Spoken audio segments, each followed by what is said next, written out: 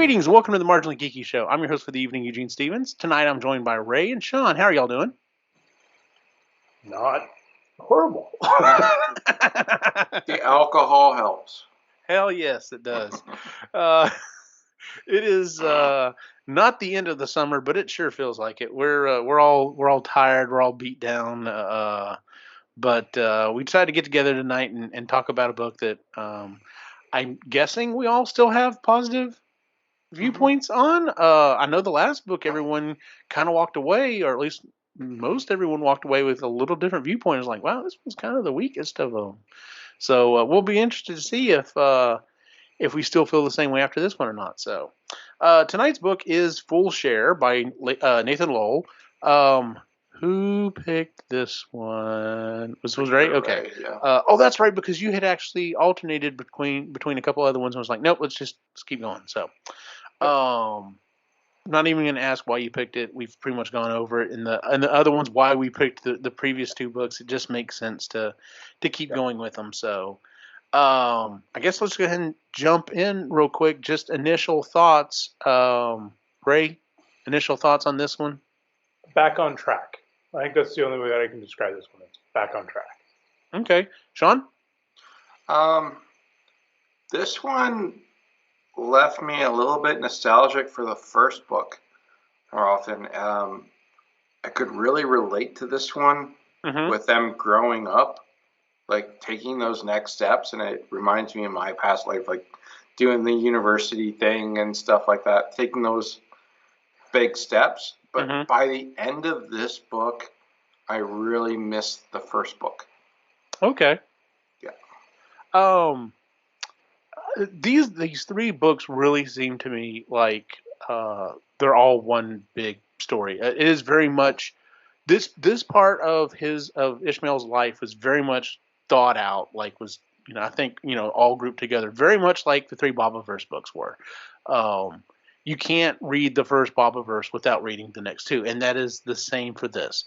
I would argue you definitely need to go on and continue reading Ishmael's tales, but if it wasn't grabbing you for any particular reason, I would say then finish the first three. You'll be good to go. You'll be happy with what you got, but there's so much more. So yes, the third book is Full Share. We just keep moving up the amount of money that he's making, essentially. His shares on the ship, the Lois McKendrick. We pick up. We've got. He's basically called in. There was a problem at the trading center, and someone got into a fight. They thought, all right, well, we're about to get reamed out by the captain and everyone, and they basically come in there just like, oh yeah, we don't care about that. Like that wasn't y'all's fault. We're not holding y'all accountable for it. That's actually doing really well. Whatever. We want to make you two some offers. We want to kind of raise you up here. What's going on? So they offer the one job off ship. Right. Yeah. And he chooses not to take it. So, and then we have a turn of events, and Ishmael the company comes back and says, "Oh well, we need to hire someone for that position, for Ishmael's position. We've already got a guy lined up, so this is what's happening." And the first thing that we run into is Ishmael is faced with a decision. He will not have a position anywhere on the ship. So the next port of call, they're picking up basically his replacement, and he's either going to have to take a job somewhere else or he's going to be put ashore, essentially. He does have the ability to kick anyone else off, and one of the endearing things about him as a character was it wasn't even a question. It was like, no, absolutely not. I'm going to kick anyone else off to save myself. That's not right. Bullshit. Yeah. So he refuses to bump someone off. And on the way there, we have probably the first big set piece of the story. The ship loses power, and it's only for just a short period of time. But they lose gravity, they lose power. It comes back on, but there's some massive damage to the ship. And he has to. They call him up. They're like, "Hey, you've got a portable computer. Let's kind of need your help here. So he basically helps get the ship righted, and he ends up earning yet another one of his certifications. Yeah. Kind of a trial by fire type of thing. It's like, hey, listen, I really need you to work on this and do your best because we may die otherwise. Pretend it's a test. But it's a test. Yeah, exactly. Yeah. So anyway, So anyway, he does this, and we get to the next port of call. I'm just kind of roughing it out here. Get to the next port of call, and they end up the sneaky crew ends up figuring out a new position for him. He's basically kind of doing data analysis, trying to help figure out what the hell was going on with the ship. Ends up doing some other stuff, and during this time, it's really pushed, before him. Hey, you really should, consider the academy. He's worried about it because of the financial cost. He knows what this would be like, coming from his mother being a university teacher. And we end the book with a surprise at the end, but it's him and Pip and a couple of the other crewmates heading off to the academy, basically closing out his time on the Lois McKendrick. So that's why I said that if, for whatever reason, if this book didn't really grab you, but you kind of wanted to, especially if you read the first and second book, I'd be like, all right, read the third one, you'll be good to go. So at least you have this part of Ishmael's tale is done. So what were some of the things that stood out in this book that you really cared for, you didn't care for? Go ahead, Sean. Ray. Go ahead, Ray. I liked you got to the guy that does the tests. Oh God, I can't remember his name right now. The third mate. Nichols or Von Nichols. Nichols. So anyway, you get to know him a little bit better in this one, and I do like him. I like that character. I thought it was a good little thing. And then the scene, and Eugene, well, both of you know the blue smoke that makes computers run. Yes, absolutely. So I can just picture that scene where he's pulling these cards out and just yes. I'm like, yep, I can see that. Speaking of Vickles, there's the other scene that really stands out in my mind with him is when they get to shore. They managed to keep Ish a little bit longer because during this, one of their crewmates broke her arm, and even though she doesn't need both of her arms to be able to do the job, they're like, oh, we need someone to stand in for it just so they can kind of keep him on for a little bit longer. But when they go ashore to go buy all the components, and he's asking her about Alvarez, and he's like, yes, what did he say? Something like, did you call her Star? Yeah. Yeah, did you call her sorry? He's like, well, not at the not at the bar. And he's just like, oh man, you are too much. So that was one of my favorite scenes. Is just him. Just you get to meet the guy a little more, right? So yeah. So and I totally understand the whole thing of being a kid in the candy store and going with this dude to go buy all these high end computer parts, and then the dude's like, oh no, I'm gonna put it together, and just be like, oh, I can't wait to work together. That was good where he was hoping to like put them all together, and that was like the whiniest he ever got. Yeah, but I totally empathized with it. Like I would totally be like, man, like if it's just a crap normal computer, whatever. But if you're putting together something kind of high end or cool, it's like I kind of want to put this thing together. So, Sean, any particular scenes kind of stand out to you?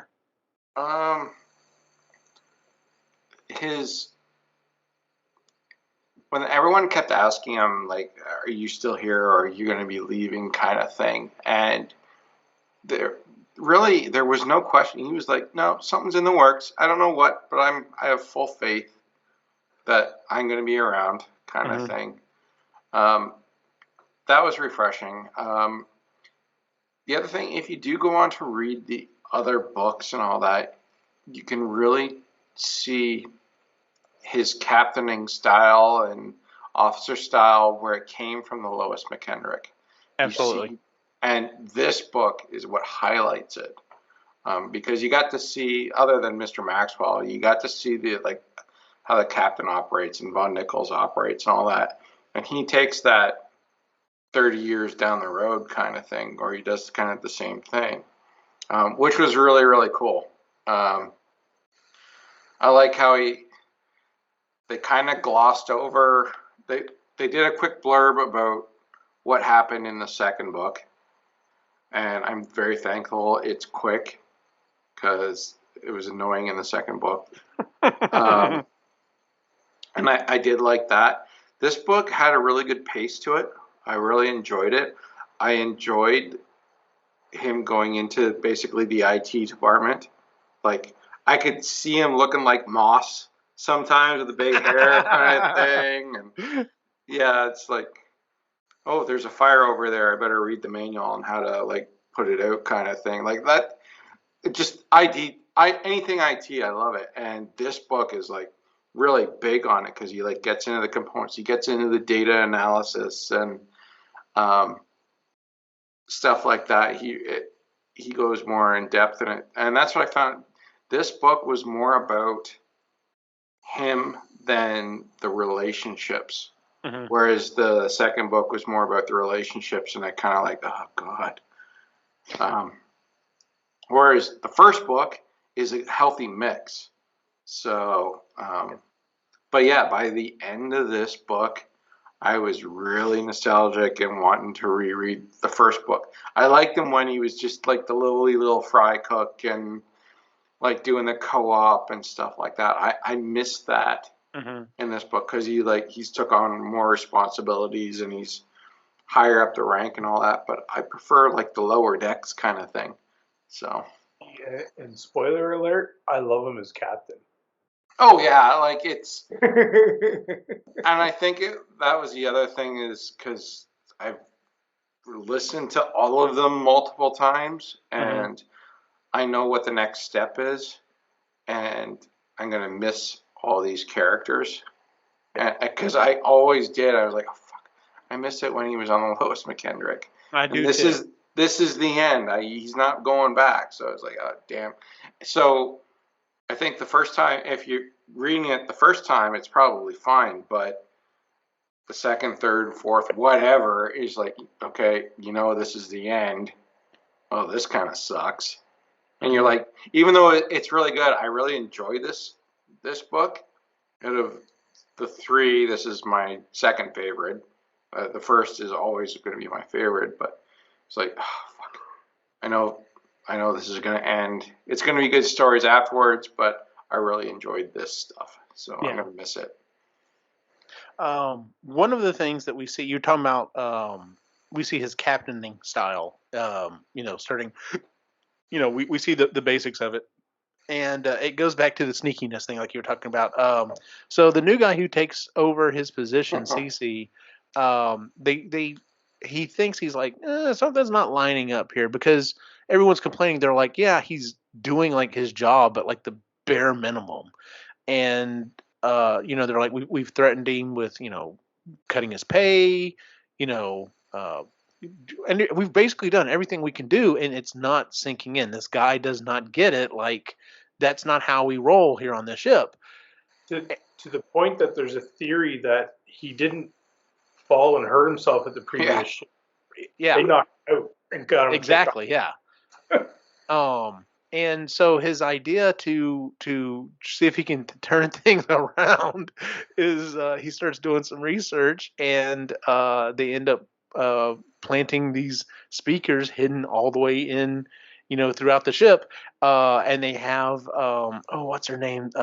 Sarah. They have Sarah record this haunting voice of the ship like it's talking to him. And it's and I understand the shifts that they're talking about, doing 6 on, 6 off, 12 on, 12 off, that type of thing. Yes, that will wear you down very quickly, and you won't quite be there completely mentally. So he's like, I wonder if we can get this guy, to think something's going on with this ship. And with the help of Sarah and a couple other people, they turn CC around. He ends up doing his job, because he thinks the ship is haunted. It is crying out to him, "You're hurting me."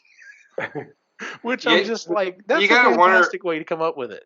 How the hell did you like get on a ship? Like the intelligence level, like really? Oh, the ship is haunted. It's talking to me. Maybe you're having a psychotic break. Maybe. Maybe like, but no. He's like, oh, I better ship up. I'm like, Yeah, but okay. Sarah kept leaning into him and telling him shit that it was remember the other The ship he was on. previous ship, whatever it was, yeah.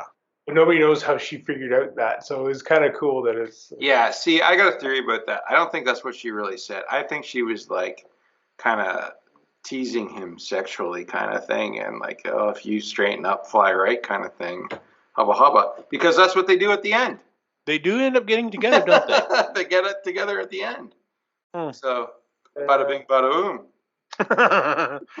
boom. Let's see here. Okay, so the older woman in the bar, the other ship's captain. Cassandra. Yes. Yeah. An interesting scene. I didn't really buy that scene too No. much, but just because of the age difference. If she was his mother's age, okay, some dudes are just totally down for, older women, but she was his grandmother's age. And yes, in this book series, like they point out, oh, you're saying they're Yeah. old. They're 40. Like people live to 120 some odd years. Like not in an infirmary to 120, like they're still kicking, walking around doing stuff. Like they're a healthy 120 years old. And so it's like, yeah, that's only a third of the way through their life. So 60, yeah, it's only half life, but that's still a big jump between that's 40 years. That's more than Yeah. twice his age. So um Yeah. but once again we see his respect for women kind of, come out and at that. So let's see.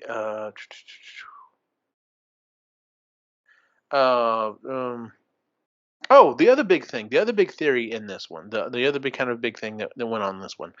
Not only is he trying to figure out what he wants to do with his life, whether it be going to the to the well, basically the university or not, is his entire world is just rocked whenever he meets Pip's family. Oh, yeah.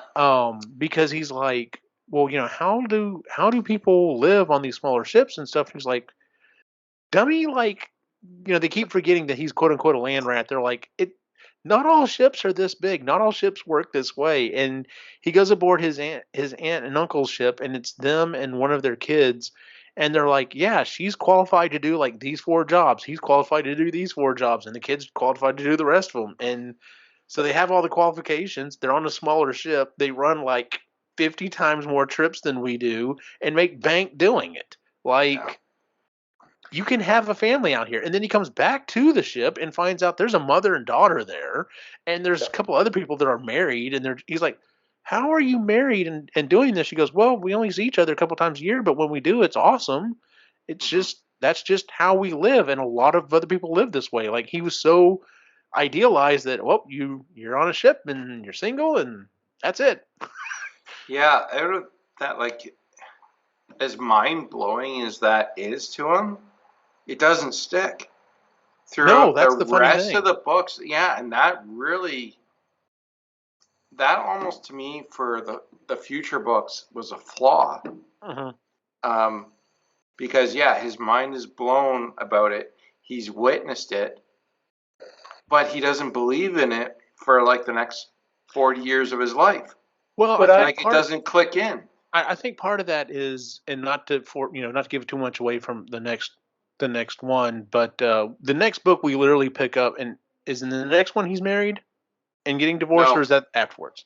That's afterwards. Okay, well, a couple of books down the line, he is married at one point and is getting divorced. Just now, granted, his wife was on a space station. Found the other shoe. Yeah, no, yeah, I loved that how that went anyway. Yeah. But yeah, just the it definitely, you're right, it didn't stick with him, and what did stick got rocked, and it's like he never could figure it out completely one way or the other. And that's fair because he was shown only one way when he got on the ship, right? Lois showed him one way, and so if that's the way you were trained and that's the way that he went up so far, I can see where he's like, I don't know how this works with family. I don't know. Like, now he's stupid about it. Yeah, obviously. But I I do. understand him getting ingrained in him the you don't screw with crew. Like that's hard, and it serves him well throughout several of the other books because there are situations where it could have gotten him in trouble. In fact, the next book literally Yeah. picks up where we see why that can be such a problem. But they even say, look, like, yes, I understand that's how it was on that ship, but not everyone's that way, and there are exceptions. There's always exceptions to the rule. And I guess I kind of go when I look back at it is I have to keep reminding myself he's like what 19 in these books, Yeah, something like that. and it's like yeah, when you were that age, you probably had things ingrained in you that you just held on to forever and may still hold on to because they may still be accurate or part of your worldview. I had certain things like that ingrained into me, and it didn't take many years until I was just like, well, that's kind of more of a gray area, or that was flat out bullshit. Yeah. So, Like using diskettes. That's funny. But yeah, so that was kind of a big thing was him trying to figure out how you can have a family and everything else. So, speaking of Pip's family, I love Pip's family. I love the way they treat him. Aunt P and Uncle Q are awesome. Yes, they are. They show up several more times, throughout the series. But yes, they are. They are a fantastic team. Just the way that they handle him, because they're like, listen, you're smart, you know what you're doing, but come on, kid, Yeah. get it together. Well, even Pip's dad. Oh yes, That was the other It part. was great, and like, yeah, we knew you weren't at the academy, dumbass. yeah. We were just letting you do your own thing, kind of Yeah. thing. But How long and then, did you really think when you told us a semester abroad? We were like, well, it's been a year and a half. I guess it's fine. yeah, really, how long did you think? Yeah, because then they were like, man, you've been at this for 2 years. How Yeah. long is a semester, you stupid idiot? And then he brings up, well, are you going to take me home? No, you signed a contract. Yeah. Yeah. I'm going to show you your contract. Let's see here. We'll kind of get to the end of the book here in just a second, but go on. I almost see Red playing that from that '70s show. Oh yeah. Oh yes. See Red as his dad, like. Yeah, no, I can see that too. Jeez, I thought you were talking about red green, but yeah, red.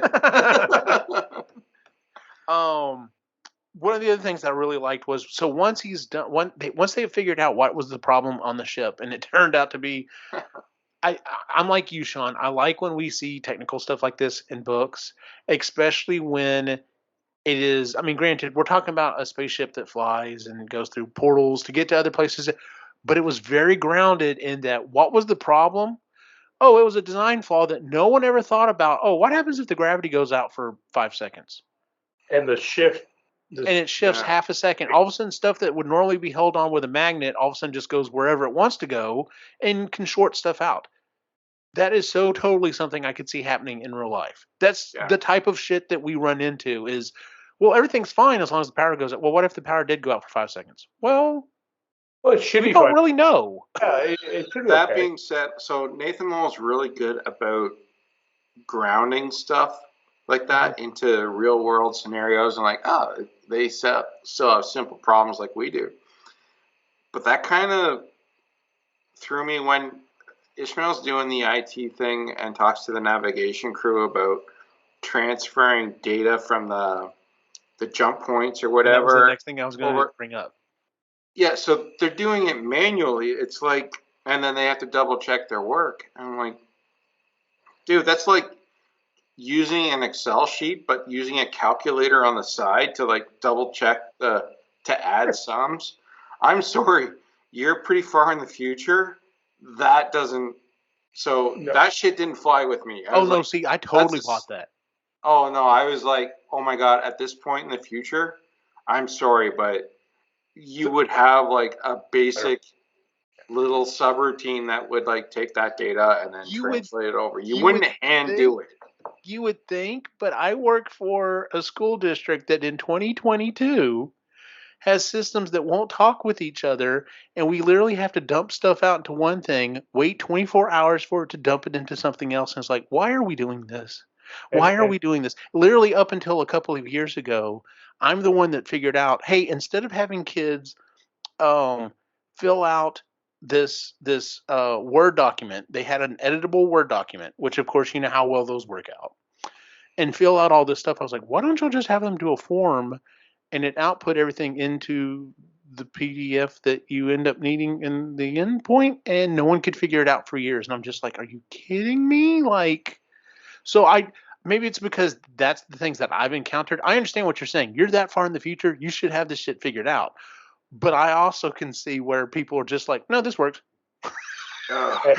Who cares? Who cares if there's an easier way to do it? It works. We're just going to go with this. Well, that being said, the navigators were like, so like, this is the stupidest thing in the world. Why are we doing this? So the complaints were there. Mm-hmm. Like, it wasn't a system that worked very well. But no, it wasn't. Anyway, yeah, I get the fire extinguishers dropping from the magnets and then falling onto equipment. Oh, sorry, spoiled it. But actually, that brings me back to another point. I did like the mystery of that whole thing progressing through the book. Right. What the hell caused this? Now, there was a couple points in the book where like they were talking shop that I got a little confused. I'm like, I'm lost. What are they talking about here? I knew the general, but like the specifics, and I'm a nerd, and I was having a hard time with it. I was like, oh, geez, what the hell? But by the time they got to the end, it was like, there we go. I also love the fact of the way that they finally figured out to go down the right path was to be asking what they thought was a stupid question. I am totally 100% behind asking quote unquote stupid questions, because I can't tell you how many times, you'll go through, and like I said, I've been working with this school district for a long time, and someone will ask what you think is a stupid question, and you come to realize, well, that's not true anymore. Like, yes, we couldn't do it this way because of this, but something changed, and now we can do it this way, or something along those lines. And the question was, well, what didn't fail? Well, why would you look at what didn't fail? And it was like, because obviously what failed is not giving us the answer. So, and I love his vague, it's funny that his mom was a lit teacher, and he can just halfway come together with Sherlock Holmes' name, but at least he got the theory somewhat right. That was really good. At least he got the theory somewhat right, So, which is funny because I think 90% of the populace that understand the, eliminate the impossible, whatever's left must be the truth. I think 90% of the population only knows that because of Star Trek: The Next Generation. I mean, which, thank God for that. But anyway, no, I enjoyed that whole process with that. So, like I said, also, not necessarily saying anything about the industry that y'all work in, but I work in an industry where it's always lowest bidder. Everything is lowest bidder. It is raining. They literally just put AstroTurf in different places on my campus. It's rained twice now, and it's coming into the building because no one looked to go, where's the drain? To the point it may be causing structural damage. So something has to be done. But anyway, that's where I'm coming from. Let's see here. So was there anything else before we get to kind of the end? I like the send off from the crew when he does. Now, that being said, the mom and the daughter saying goodbye was awkward as fuck. I'm sorry. Dear Penthouse Forum. I know, right? Right? Like, that was awkward. But overall, the send off, the goodbye, like the class, them all being around him when he got his final full share. Oh yes, that was a fantastic. I loved that scene too. That was pretty cool. So yeah, all of those things were really neat to kind of see. Yeah. The actual so yeah, the send off, like, he has his last moments on the ship, or not his last moments on the ship, but his last moments on duty, with the captain. That was nice that she's just like, take as much time as you need. I understand, but we are very proud of you. And it just, I think she specifically says your mother would have been very proud of you as well, and that's what kind of breaks him. Yeah. So, because he still has not, and that's one of the other things that kind of keeps up in the rest of the story. Like, he never fully grieves or really fully comes to term with his mother dying and what happened until much later. I think he finally kind of comes to terms with it, but it is definitely something in the back of his head constantly. So, but anyway, so we have this huge party. Uh, him and Pip have probably the best possible way of leaving the ship. And then he gets hoodwinked at the end. He's being dropped off because the aunt and uncle are supposed to be taking him to the academy, and turns out Bev and Brill are going to be joining them as well, and he's extremely excited about that. Which that was another. Okay, so that was one of the problems I did have with the book. Mm-hmm. Was basically Brill isn't, or well, Bev and Brill aren't in it. I noticed that too.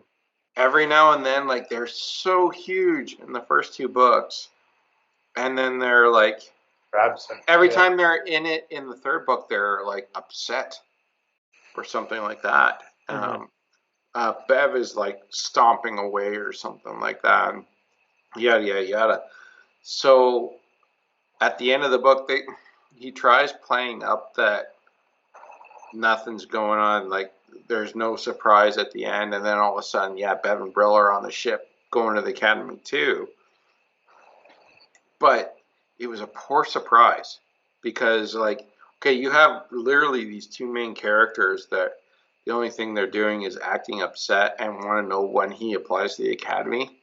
Mm-hmm. And then all of a sudden they're on Pip's and Uncle's ship going to the academy. Well, that was like the worst kept surprise of any book I've ever written or read.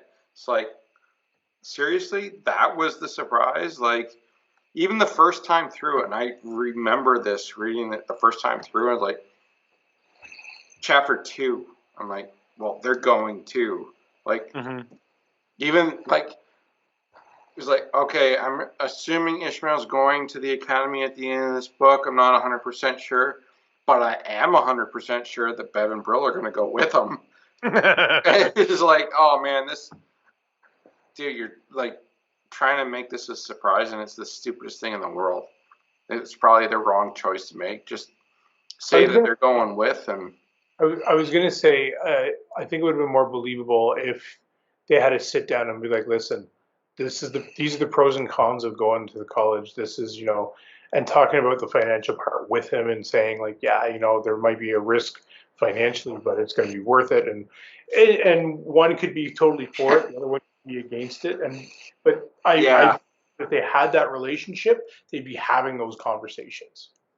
That actually, the financial thing, that was something else that I found funny in this book, because they pointed out a few times that, like, you're just worried about the money, but you're not worried about getting accepted or passing everything or, like, graduating, where it's usually for everyone else, it's the other way around. Like, yeah, I've got the money, I can get into the academy and, like, pay for it, but I don't know if I can actually get in and pass everything. Well, that doesn't even cross his mind. No. He's like, oh, I got that. That's nothing. I just don't know if I can afford it.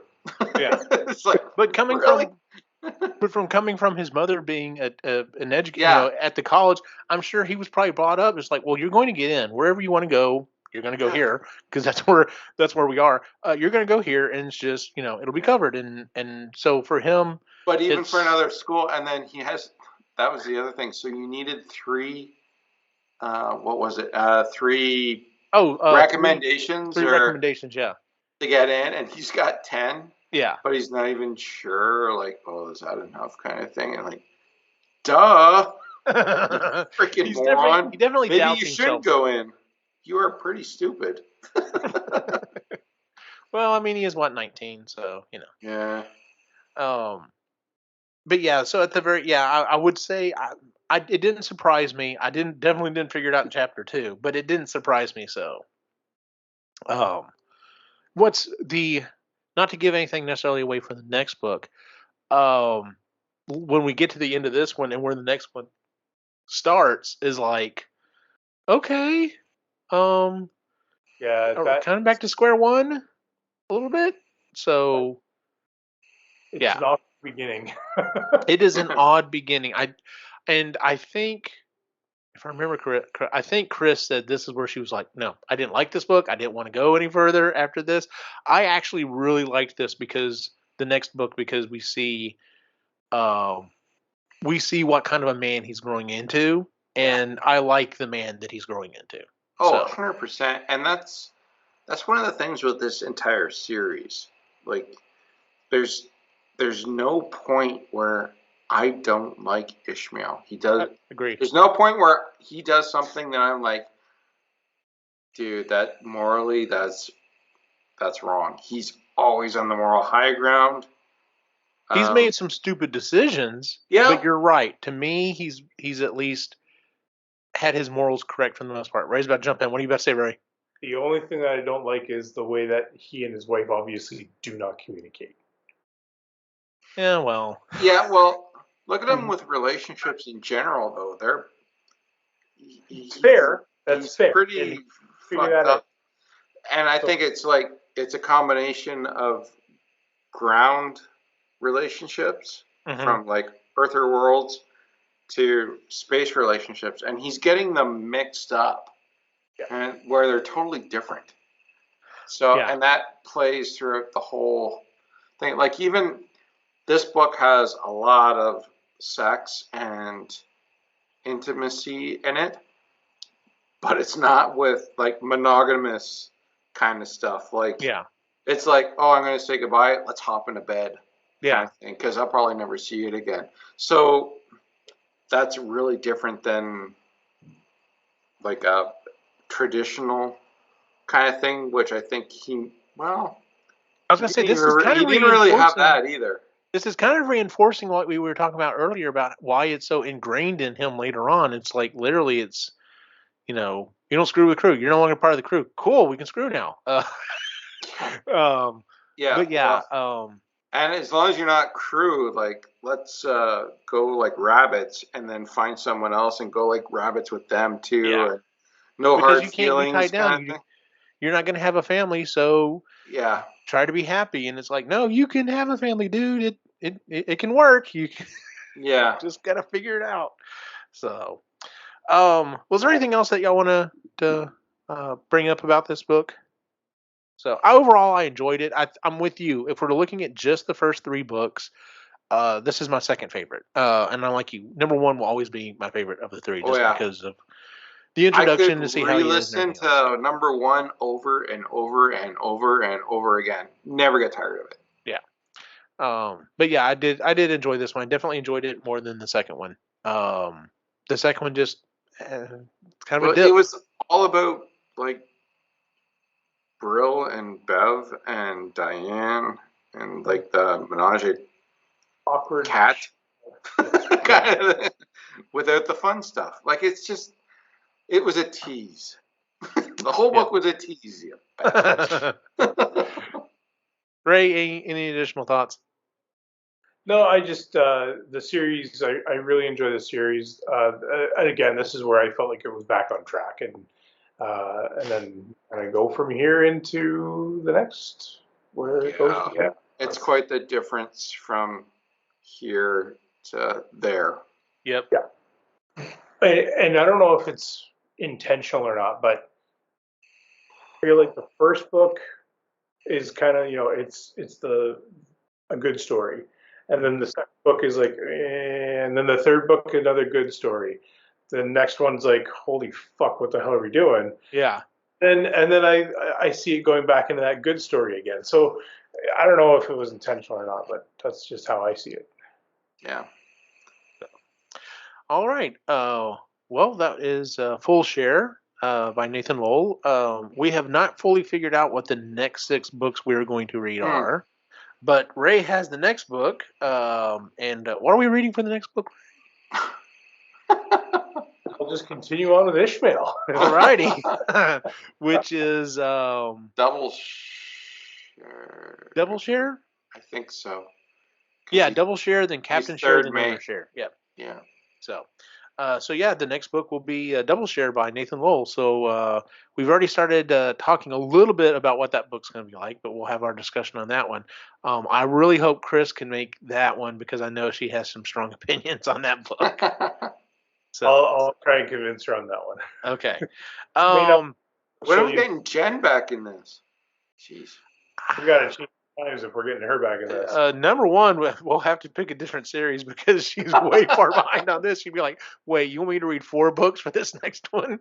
So, I don't know. I'm hoping I get to see her this America weekend or something like that for Jen. She'd hate that. I'm hoping to get to see her on Saturday, so maybe I can talk to her and be like, "Hey, so what's going on?" So, because she's had a lot of stuff going on. So, yeah. So what else have you been reading, Ray? I'm still on Skippy. I'm on book 8. Join the club. Yep. Fucking can. I know, right? Go on. I'm really enjoying this series. Mavericks was interesting. I enjoyed it, and it does help you later on. Yeah, like I did listen to Mavericks. The main storyline version of Mavericks. And listen to the other Maverick stories. But anyway, yeah, no, I've been listening to that. We started up one of the Harry Potters again, and Harry Potter number 5. I just got the wave of number 5. So yeah, I've been doing a bunch of that, and then there's a Todd Conklin book that I've been kind of listening to off and on, and it's the 5 Principles of Human Performance, which is kind of an interesting take on how humans work and how to kind of implement it into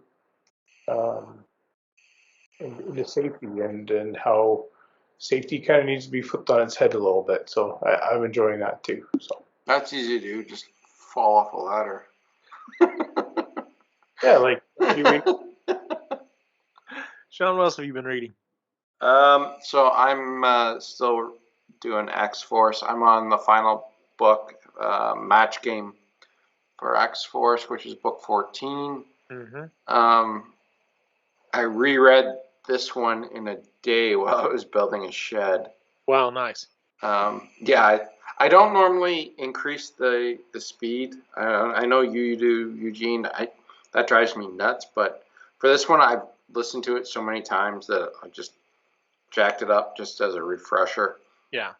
I've got so much in my library, though. So when X-Force is done, when I'm done this book 14, I've got a lot of catching up to do on other stuff. They had sales on while I was doing the X-Force thing that I've like, I pick up a book for $5 here and a book for $5 there. And so I've got everything from like Lord of the Rings to Little House in the Big Woods. I need it like Laura Ingalls Wilder, like going back to my childhood kind of thing. And nice. So right now it's just X-Force, but I've got so much more to listen to after this one. Ray, you were going to say something? You brought it up, and I have to ask. Because it really pisses me off. Audible on Android will not let you purchase books anymore unless it's with a credit. Oh, that's crazy. Huh. Only way you can purchase from Android phone or an Android version of Audible is with a credit because they changed their policy. So Google is taking 30% of every book sale. Oh, damn. Oh, wow. Audible said, fuck you. Yeah, I would have too. Yeah. And The only way to purchase now, if you have an Audible account on your Android phone, thank you, is to go online or and do it that way. Yeah. I typically do that anyway. I don't use the Audible account. I go on to like audible.com. Yeah. Because I find it has better search options anyway. Yeah, I found that too. And the introduction of being able to buy in the app came so long into me being able to use it. It's not even, I don't even think about it. I'm just like, I need to buy a book. And I immediately open up Chrome and do that way. So but yeah, that sucks. So just up if you're on Android, that's the only way to find these tools and actually get a decent deal. Gotcha. I finished book 13 and 14 of X-Force as well. Can't wait for 15 to come out because I was kind of hoping, there was a little part of me was just like, all right, maybe 14 is we're gonna wrap things up, but we're not there yet. And I'll be honest, I'm okay with keeping going where we're at. Like, is this thread that we've picked up, I'm excited to see where it goes. I did go back and re-listen to some other things, just kind of throw them out there. I went back and re-listened to The Martian and Project Hail Mary. God, those books are so good, and they still hold up so well. I went back and listened to The Authorities. God, that book is so good. I can't wait for a sequel to it. And then I went back and re-listened to Ready Player One and Ready Player Two, and I did them back to back this time. And I still love that first book. And the whole time I was listening to the second one, I kept thinking of our conversations on the second one, and they still hold up. We're immediately thrown back. It's like no one learned anything, and we just accelerated everything, and everything's more homogenized. It's like this planet is just this one thing, and it's just like, it was colder when you went to a planet. There was all this other random crap there and everything, and just So I will say I didn't dislike it. I literally just finished it today. I didn't dislike it, but it's definitely a step down from the first one. The first one is just it does have its moments. It does have some really good moments in it. But yeah, that first book is just that huge battle in front of the castle with all the robots and Mechagodzilla. That just, God, I wish we would have gotten that on screen, but it is what it is. So, like I said, our next book will be the next book in the Ishmael saga, as it were. It'll be a double share, so if you're listening along, go ahead and start that one up. We are going to do a book for September, October, and November, and then we're going to take a break over December. We tend to usually take a break about Christmas time anyway, because there's just a lot of stuff going on. And then we'll pick up in January and February, and we'll just kind of see how it goes. So it's Ray, Chris, Jen, Sean, and me. And I almost was going to ask Sean if you're thinking about continuing Ishmael and just seeing if the girls want to change out, and we just finish the next 3 books before Christmas, and then the ladies can pick January and February. So I may throw that out there and see what they say. So, all right. Well, that is our show for the month, ladies and gentlemen. If you would please give us a 5-star rating on Google, iTunes, Stitcher, wherever it is you listen to the show. You can find us on YouTube at Epically Geeky. It's just the video recorded version of the show.